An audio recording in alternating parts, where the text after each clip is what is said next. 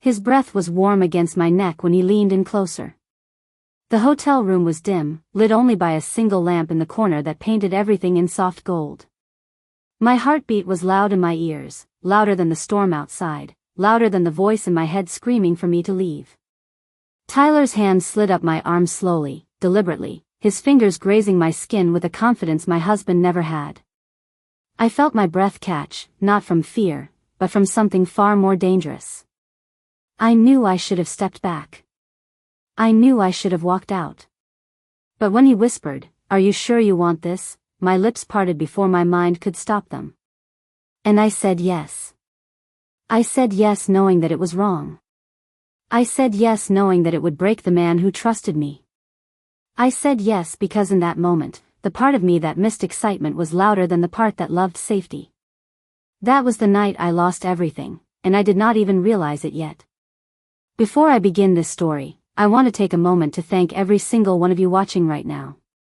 To all my loyal subscribers, you are the reason I continue to tell these stories. And to every new and returning viewer who has not yet subscribed, I cannot wait for you to hit that subscribe button because your support is the fuel that keeps this channel alive. Please make sure to drop your thoughts in the comments when the story ends. Now, let me take you back to where my downfall began. My name is Lauren Mitchell, and I am 32 years old. I live in Charlotte, North Carolina, in a quiet suburban neighborhood filled with families that look perfect from the outside. The houses are neat, the lawns trimmed, the couples often seen holding hands on evening walks. I used to admire them from my kitchen window, imagining that my marriage looked just as peaceful. In many ways, it did. My husband, Andrew Mitchell, is 35 years old. He is gentle in every way a man can be. He speaks softly, he listens carefully, and he loves patiently. He is the man who writes reminder notes on the fridge so I do not forget my keys. The man who rubs my back lightly when he thinks I am stressed. The man who does not raise his voice, even when he is angry. But somewhere along the journey of our marriage, something in me changed. At first, it was small. A feeling of emptiness I could not explain. A sense of routine that felt more like a slow fading than peace. I would look at Andrew and love him, but feel nothing in my chest. No spark, no thrill, no fire. And I hated myself for it. Andrew's love was warm, but it was also predictable. Gentle. Safe. Too safe. And for reasons I still struggle to understand, I began craving danger. I met Tyler Hayes on a Tuesday morning. The company I worked for had hired him as an independent contractor for a major project. I had been assigned as the project coordinator for the team he was joining.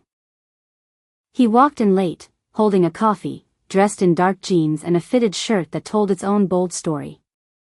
He looked confident in a way that made the air change when he entered a room. His eyes were sharp, observant, and when they landed on me, I felt something I had not felt in years. Awareness. He smiled at me, slow and knowing, and something in my stomach tightened. I told myself it meant nothing. I told myself I was imagining it. I told myself he was simply being friendly.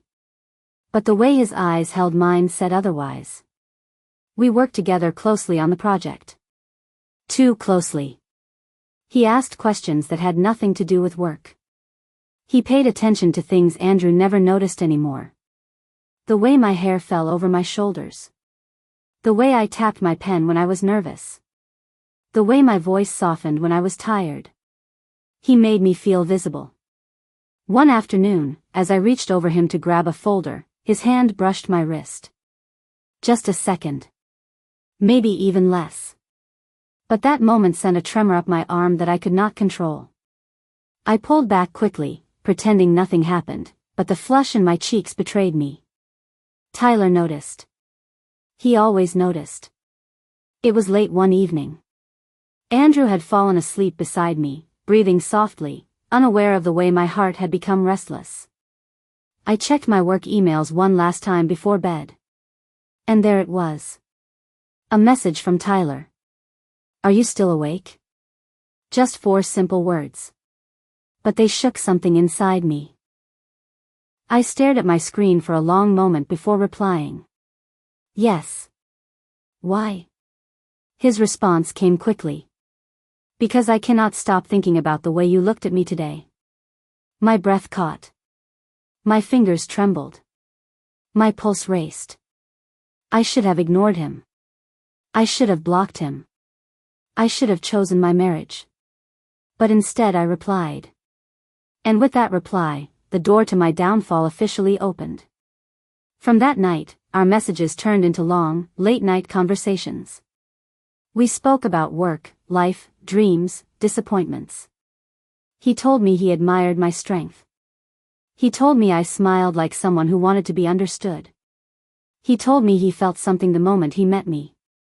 And I soaked up every word like dry soil in a storm. I began staying up later. Hiding my phone.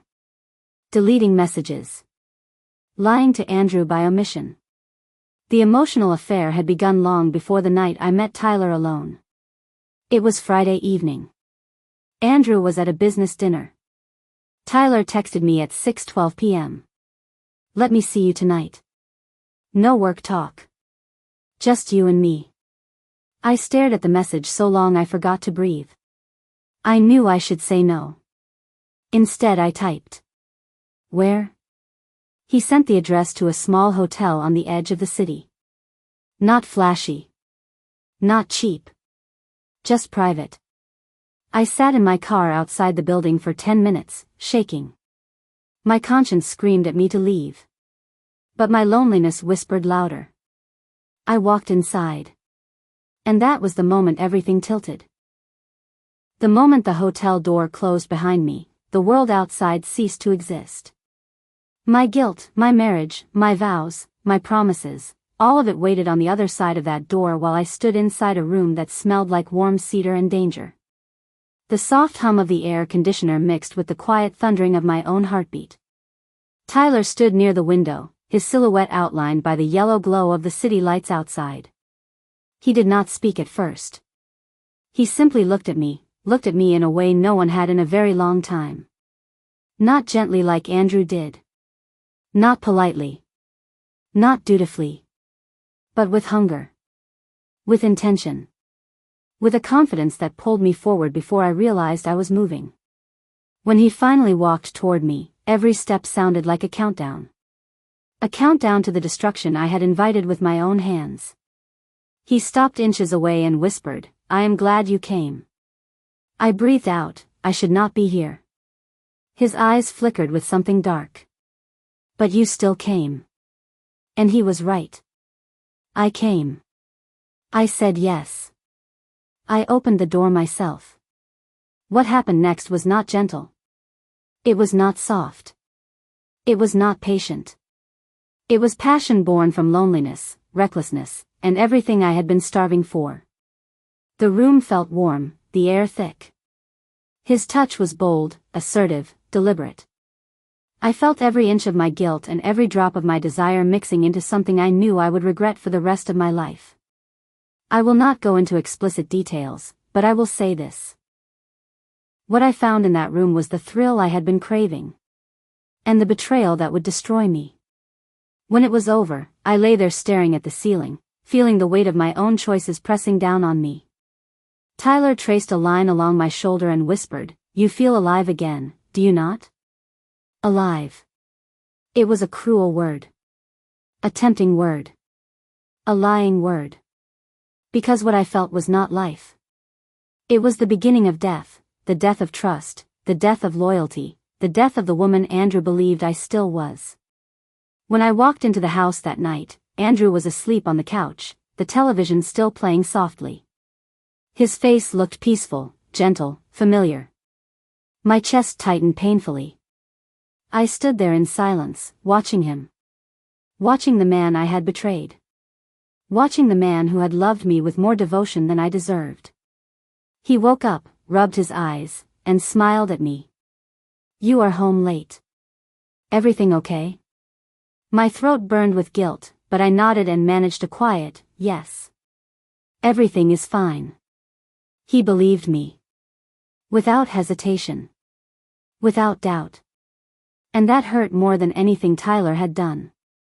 Over the next days, I became two different women. At home, I was Andrew's wife, quiet, distant, trying to act normal even though nothing about me was normal anymore. At work, I was Tyler's secret. The woman who met him in hallways with racing pulses, the woman who stayed late just to feel his presence, the woman who checked her phone every few minutes for messages she knew she should never answer. Tyler grew bolder. He sent dangerous messages. Messages filled with intensity and promises. Messages that made my heart pound even as my stomach twisted with shame. He knew how to pull me back every time I tried to distance myself. I cannot stop thinking about you. You do not know how much I want you again. You felt something that night. I know you did. And the worst part was, he was right. I did feel something. Something I had not felt in years. But craving something does not make it right. It did not take long before the affair grew beyond one night. Tyler and I began meeting more frequently, sometimes during lunch breaks, sometimes after work, sometimes in small corners of the office where we should not have been alone. Every time he touched me, my guilt grew. Every time I lied to Andrew, my stomach twisted. Every time I deleted a message, my heart cracked a little more. Andrew sensed the change before he understood it. He would look at me during dinner with quiet worry in his eyes. Sometimes he reached for my hand, only for me to pull away slightly without meaning to. Lauren, you seem distracted lately. Is everything all right? Yes, I would say. Yes, I am fine. Yes, just tired. Yes. Yes. Yes. They were lies. Every single one. I became distant. Colder. Easier to irritate. Quicker to withdraw. Andrew tried everything. Cooking my favorite meals. Planning weekend outings. Offering to take time off work. But nothing could fix what I had shattered inside myself. One evening, after a long day, I walked to my car and found Tyler waiting for me. He leaned against his truck with that same confident smirk that had once felt charming but now seemed dangerous. We need to talk, he said. Something in his tone made me uneasy. He told me he was tired of hiding. Tired of waiting. Tired of being second. He said, I want you to leave your husband. My heart stopped. I had never planned to leave Andrew. I had never even thought about a future with Tyler outside stolen moments and adrenaline. What I had with Tyler was not love. It was a craving. A distraction. A dangerous escape from the emptiness in my marriage. I cannot do that, I said quietly. His jaw tightened. Then what are we doing, Lauren? I had no answer. 2 weeks later, the beginning of the end arrived. It was late. I had fallen asleep on the couch with my phone beside me. Andrew walked in quietly, thinking I was awake. He reached for my phone to plug it into the charger. And then it happened. The screen lit up. A message preview appeared. From Tyler. I missed the way you felt against me. The room fell silent. It felt like the air had turned into ice. I woke up to the sound of Andrew whispering my name. His voice was trembling. His hand was shaking as he held out the phone. Lauren, tell me this is not what it looks like. My heart dropped. Every lie I had told, every night I had hidden, every message I had deleted, it all crashed into that single moment. And I realized this was the moment I had been running from. The moment where truth knocks loudly enough that no lie can silence it. I will never forget the look on Andrew's face that night. He stood in the dim light of our living room holding my phone as if it were a weapon that had just pierced him. His hand trembled. His chest rose and fell unevenly. His eyes, those soft, gentle eyes that had loved me for years, now stared at me as if they no longer recognized the woman standing before him. He whispered, Lauren, please tell me this is not real. My throat tightened so violently I could barely speak. I had rehearsed lies in my head for months, pretty lies, logical lies, half-truths mixed with excuses, but in that moment, nothing came out. There was nothing I could say that would soften what he had just seen. A message from Tyler. A message that exposed everything. A message that turned my marriage into rubble in one single notification. I missed the way you felt against me. Those were the words that shattered Andrew. He looked at the message again, as if hoping he had misread it.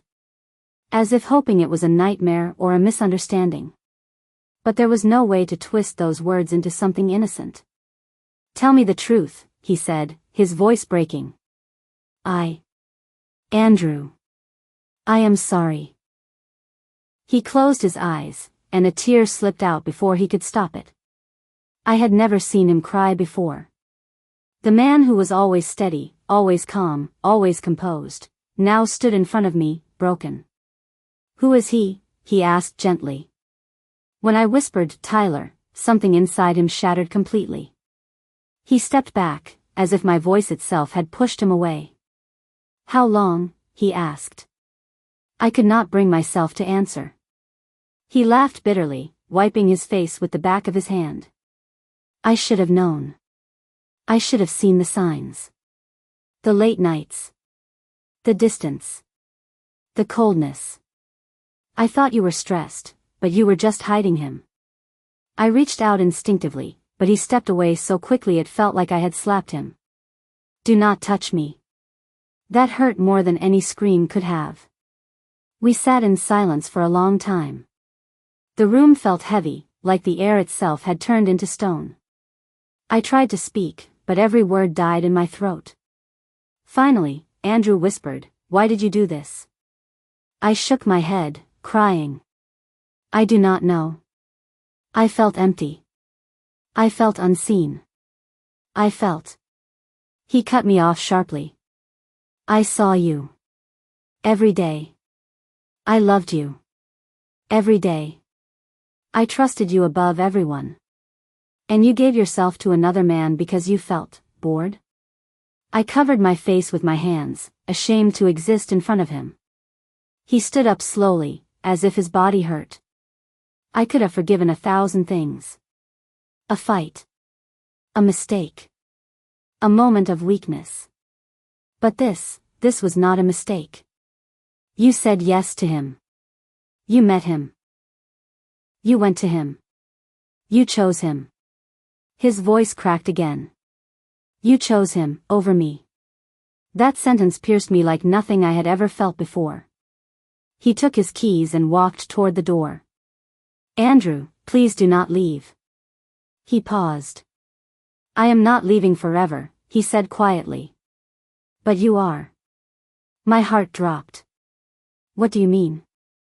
He turned to me with an expression I will never forget, the expression of a man who loved too deeply and was destroyed by that love. "You cannot stay in this house," he said. "Not after this. Pack your things tonight. I want you gone in the morning." The finality in his voice left no room for negotiation. And in that moment, I understood that the night I said yes to Tyler was the night I said no to Andrew, without realizing it. I packed in silence. Every item I put into the suitcase felt like a memory ripping away from the life I once had. My wedding ring glinted on my finger as I folded my clothes. I removed it slowly, painfully, and placed it on the dresser. When I left at dawn, Andrew did not come out of the bedroom. The house that once felt warm and loving now felt cold and unfamiliar. I walked out with my suitcase, my shame, and the consequences I had created. I moved into a small apartment the next day, a place that felt nothing like home. It felt like punishment. It felt like exile. It felt like the prison of my own choices. Tyler texted me again. "Do you want to meet? Are you free tonight? We can figure this out." But something inside me had changed. The thrill was gone. He no longer felt like an escape. He felt like the problem. He felt like the mistake that had cost me everything. When I finally answered him and told him what happened, he replied, "I did not tell you to leave him." My stomach twisted. And then another message. "I think we should slow down for now." Slow down? Slow down after he pushed me into a fire he had no intention of walking through with me? The truth became painfully clear. He never wanted a life with me. He never wanted a commitment. He wanted moments. He wanted excitement. He wanted my loneliness, not my love. When my marriage died, so did his interest. He stopped texting altogether a week later. Just like that. The nights became long and quiet. The guilt became heavier than my own body. The silence became louder than my thoughts. I tried reaching out to Andrew more than once, hoping for even a small sign that he might talk to me. But he never answered. One day, I saw him through the window of a cafe downtown. He was sitting across from a woman I had never seen before. He looked peaceful. He looked calm. He looked healed. And he looked nothing like the man I destroyed. I stepped back before he noticed me. My throat tightened painfully, and I walked away with tears running down my cheeks. Because in that moment, I finally understood. I did not just lose him. I lost my future with him. I lost the version of myself he once loved. I lost the life that could have been beautiful. Today, I sit in my small apartment, alone. The walls echo with silence. My heart echoes with regret. I keep replaying the moment Tyler asked if I was sure I wanted him that night, and the moment I said yes. One word. One moment. One wrong decision. That yes became the turning point of my life. That yes destroyed the marriage I took for granted. That yes became the wound I now live with every day. If I could go back, I would have walked away from that hotel. But I said yes. And that yes cost me everything.